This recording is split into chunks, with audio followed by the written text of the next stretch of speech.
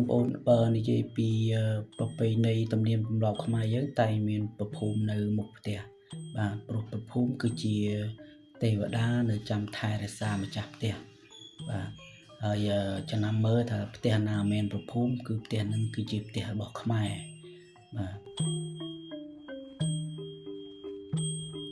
ភូមិទេវារុក្ខទេវាអាកាសទេវាបណ្ដារដ្ឋនៅតាមច្រកជ្រោះជ្រងជ្រលងដងអូគុំភីជលសាស្ទឹងបឹងបួជួរទន្លេ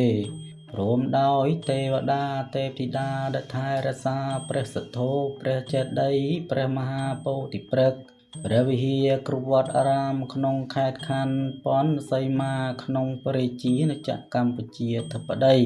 សូមរតនាអញ្ជើញព្រះបាទរាមទេពជាស្ដេចទេវតាដែលថែរក្សាប្រាសាទដ្ឋានសូមយាងព្រះឥសូរព្រះនរាយណ៍ព្រះចន្ទទីព្រះស្រីហែមរៈព្រះភក្តីក្នុង